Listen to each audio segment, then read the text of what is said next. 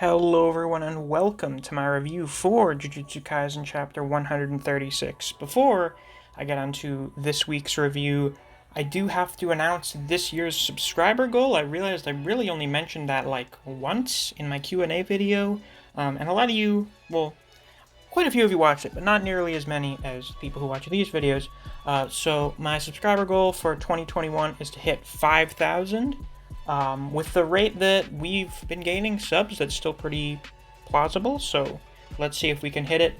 And for a very special sub goal, I'd like to try and hit 5,000 by April 21st, which would be the 1-year anniversary of this channel. So if we can do that, that would be pretty crazy, and maybe I'll do something special for the occasion.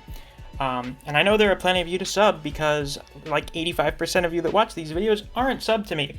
And I can tell from the numbers that it's most of the same people watching these videos every week. So if you're enjoying them, please subscribe. You'll get like a few extra videos in your sub feed every week, and you'll be notified whenever these come out. So consider doing that. And with that, let's get on to the review. So I'm going to address the smaller stuff first that happened in this chapter. This is apparently the end of the Shibuya incident, which is pretty crazy, and I can see how. Not because everyone departed and there's no one in Shibuya anymore, but because everything has changed now. This is probably one of the most consequential chapters in the series, other than the chapter where Gojo gets sealed, I would say. So, for starters, Yuki is pretty fun. I think this is the most we've seen of Yuki ever. I don't think we even got to see this much of her in that chapter where she talked with Geto. So we're getting a lot of insight into her personality, and she's a lot of fun. If she's going to be standing in for Gojo while he's busy being sealed away, I'm pretty optimistic because she is quite the fun character. And I can also see where Todo gets his taste in women that are tall with big butts. Very fucking nice. So Yuki's pretty enjoyable, and we've gotten some more insight into what exactly she wants as a character as part of her plan to get rid of all cursed spirits. We already knew the couple of ideas that she had when she talked to Geto during Hidden Inventory. The first one, which was kind of the easy way that Geto ended up taking, was just kill all the non-Jujutsu sorcerers, since they can't control their cursed energy, and that's what creates cursed spirits. The other option was to make everyone Jujutsu sorcerers. I'm not sure how she would do that, but that was also sort of a plausible path, though it seems like now she's found a third path, that being breaking away from cursed energy. That's right. No one has cursed energy anymore. No more Jujutsu sorcerers. No more cursed spirits. Everyone's just a normal person. At least that's my interpretation of it. So that's a pretty interesting plan. This is, of course, completely different from the Brain's plan. And I'm going to be referring to him as the Brain this week because this is all about the big brain shit that has been going on. The 1,000 years of Kaikaku.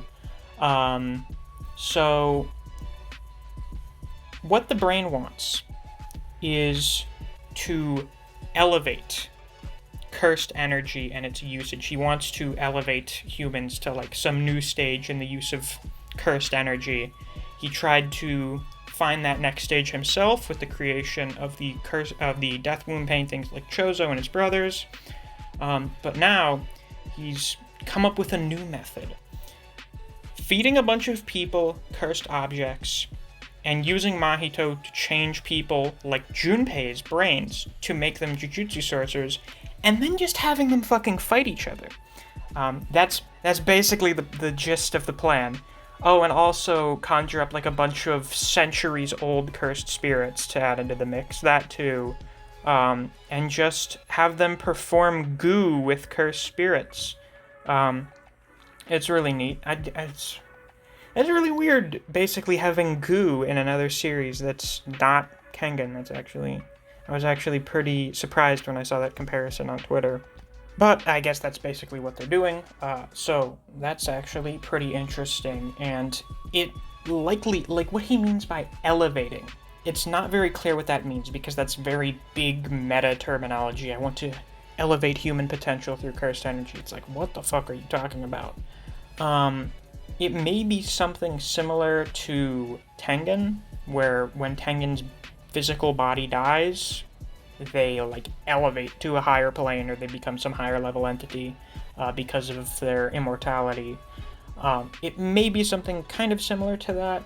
We also get some very interesting insight as to how cursed energy works, and that apparently because of Tengen's presence and his barrier in Japan, Japan has more Jujutsu sorcerers and cursed spirits than any other country in the world. Which, I mean, like, of course. It's a Japanese manga. Whenever you have a piece of media that comes from a certain country, that country is the center of the world. Why do you think in action movies America always saves the world from the alien invasion? Why do you think in webtoons everything interesting always happens in Korea? It's because that's the country where the story is from. So naturally, Japan is where it's all going down with Jujutsu. But that doesn't mean there's no sorcerers or cursed spirits in other countries. We already know about Miguel in Africa, so we're likely going to be seeing people from overseas as well. But overall, that's just like some really interesting insight into how the world works. So the brain's plan. He uses idle transfiguration. We get confirmation. Well, for starters, we get confirmation that through curse manipulation, Imposter Ghetto, the brain, is able to use the curse techniques of spirits he has absorbed. He fucking uses idle transfiguration, which means curse manipulation is super busted. So we didn't get to see what Yuki's technique is this chapter, but I'm very interested because so far the standards for special grades have been pretty fucking high. So I imagine Yuki is fairly broken as well. So I'm very interested in seeing what her Shikigami can do. Among those people, he uses idle transfiguration.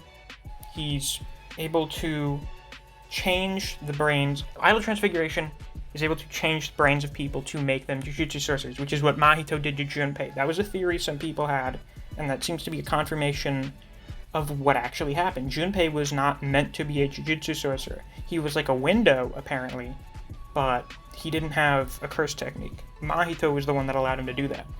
And now, through Imposter Ghetto, through the brain having absorbed Mahito, who has now evolved to like this super high-level state, thanks to fighting Yuji, yeah, he's gonna be able to do a bunch of insane shit with his curse technique. So more 500 IQ big brain stuff there. We get the reveal that Sumiki, you know, Fushiguro's sister, was in a coma because of some curse the brain cast on her. And when he uses idle transfiguration, she fucking wakes up. So that's a big deal. She's been in a coma since the start of the series. Considering the way that he describes it as awakening like 1,000 malevolent Yuji Itadoris, I have a feeling that Megumi is going to have to fight her at some point. So that's going to be cause for a lot of drama. We also have to wonder if any of the other important background characters may have also been influenced by the brain. You can think of, what was her name? Ozawa? That girl that Yuji, you know, the girl that really liked Yuji. And Saori, Nobara's childhood friend. Basically, we have an important person for everyone to fight. Oh boy. If that's the case, it may just be Sumiki and then just some new characters. But yeah, that's bound to be a lot of drama. So Megumi met his dad, and he killed himself immediately. And then his sister woke up from a coma, but is maybe evil now, all on the same night. Bad times for Megumi. Well, bad times for everyone now, because ever since taking over Ghetto's body, all contracts that the brain had made with other curses over the years were nullified. Which is... That's interesting. And that actually makes sense, because even though Gojo has the six eyes, he still sees Imposter Geto as Geto. He doesn't view him as the brain controlling his body. So I guess whatever supernatural forces dictate pacts and binding vows, they would probably see it as the person who made the contract dying, so then the brain is no longer bound to them. But it seems like he had gone around getting a bunch of benefits and making vows with various different cursed spirits, probably special grade spirits, and then as soon as Geto's body became available, the brain was like, oh, nice, took it over, and then just went and fucking sucked all of them up. So as we see at the end of this chapter, he just unleashes. Along with unleashing all of these new human curse hybrids and all of these new Jujutsu sorcerers, he unleashes a countless number of ancient cursed spirits. Likely many of them being special grades. So we thought it was like a big deal that there were, oh wow, we have like these 4 pretty high level special grade spirits in the form of the disaster spirits. That's not gonna have shit on this. I'm operating under the assumption that all of the spirits coming out of Geto's body right now are like at least grade 1. If they're ancient, they're probably like all special grades. Now, a lot of them are probably like the shittier special grades, like the Curse Womb special grades. But like, holy shit, is that bad. We already knew when Gojo disappeared it was going to be bad, because you'd have a lot of curse users and cursed spirits who were in hiding because of Gojo existing. Now they don't have to worry about anything. And then the brain just comes along and he's like, alright, let me release the hordes of hell. The gates of hell have flung open and its hordes are pouring out onto the earth. And he's escaping with the prison realm, so now Gojo's not there to deal with it. So the world of Heian, the golden age of cursed techniques, has returned. Which the brain speaks directly to Sukuna and tells him that the golden age is beginning again. We pretty much get a confirmation in this chapter that the brain has been around for way, way longer than the original Noritoshi Kamo. I made vows a millennium ago. The guy has been around since Sukuna's time, and the fact that he addresses Sukuna directly does lead more credence to the idea that he and Sukuna are related in some way.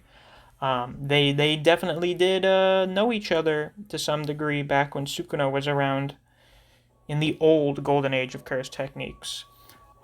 So with this shit being so crazy, it's basically like apocalyptic shit happening. Why didn't the brain do this earlier? Like, why not do this when Gojo was like a little kid or something, and he wouldn't have been able to stop him? Well, the most obvious answer to that is that Sukuna was not returning back then. Only now, after 1,000 years, does Sukuna have a vessel where he can regain his full power again. And it seems like the brain is like, he wants to buddy up with Sukuna. He's like, hey Sukuna, it's back. You know, the golden age that you've come from? I've started it again. The world of Heian. So what a fucking way to end off the Shibuya incident, and in my opinion, end off the first act of the story. In fact, I think Gege said that pretty much everything that's been happening so far is like the first part of the story, I think out of 3 parts.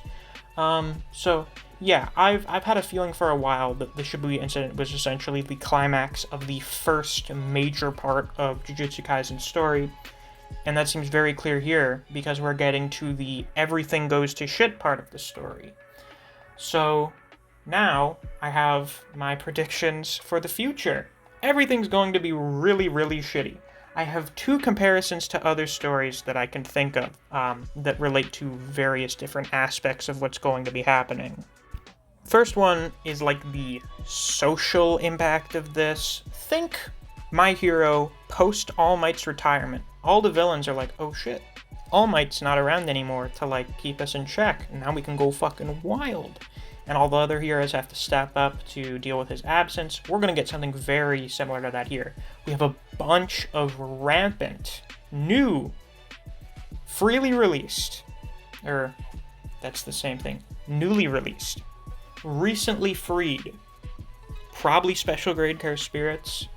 We've got a bunch of human curse hybrids, and we've got a bunch of newborn Jujutsu sorcerers, all running rampant. And Gojo, the most powerful sorcerer of our time, is not here anymore. So everyone is going to have to step up. Thank God Yuki is here. They're going to have to bring Okotsu back. We're going to have to see him. They're going to have to end Hakari's suspension. They're going to have to take everyone out of the woodwork to come deal with this shit. And it may not be enough. We also have to consider, once again, what the fuck is going to happen to Yuji? Are they still going to try and execute him now that everything is so terrible? Maybe. I mean, you already have the golden age of curses returning. Do you really still want Sukuna to be a potential threat when you basically have the start of the apocalypse going on? Probably not. So them trying to kill Yuji may be happening simultaneously to the Jujutsu Society collapsing. So that's something really fucking crazy to consider. Another comparison I have to make is to the recent story events in Solo Leveling. Fucking dungeons are opening up everywhere, and not just any dungeons, but S-rank dungeons. You thought S-rank hunters were like the hottest shit before. Like earlier on in the story, S-rank hunters were like the thing. If you have an S-rank hunter with you, you're good. But now in the story, S-rank hunters are there to like minimize casualties. Like they are fucking fodder now. And now with all of these new curses and sorcerers and hybrids out there, we have 2 registered special grade sorcerers on our side. One of them is still learning how to use his power. So we've got like 1 fully functional special grade sorcerer and another hopefully functional special grade sorcerer. A bunch of the students are dead. Or no, not a bunch. Actually, we don't know if any of the students are dead. A lot of the students are injured. A bunch of important people are dead. Nanami's dead. Naobito might be dead. That's actually really fucking bad if Naobito is dead. Because then that means the Zenin family's probably going to be fucking going into chaos. Gojo is gone. Let's see. Inumaki may actually be dead. That's a possibility. Maki is severely injured. Ino's really badly injured. We don't, like, things are really, really fucking bad right now. So we may not even have the forces necessary in order to meet this new massive threat. Everything is going to be really shitty going forward. And I am, needless to say, very excited to see what happens with that. So, the Shibuya incident has concluded, and everything is going to hell in the aftermath. So, I'm very excited to see where things go from here, and I hope you are as well. If you enjoyed this video, please be sure to like, comment, subscribe, and click that notification bell so you don't miss any of my uploads. I do Jujutsu Kaisen chapter reactions and reviews every week. I just uploaded my reaction a little earlier today. You can go check it out on my channel. If you enjoy other series such as Record of Ragnarok, Black Clover, and Kengan Omega, I do videos in those series as well, so if you're interested in those, you should definitely check out my channel. If you enjoy discussing Jujutsu Kaisen with other people, or you just enjoy the content I produce on this channel, I highly suggest you check out my Discord server. I have a link to it on my channel. Thanks for watching, and I'll see you around.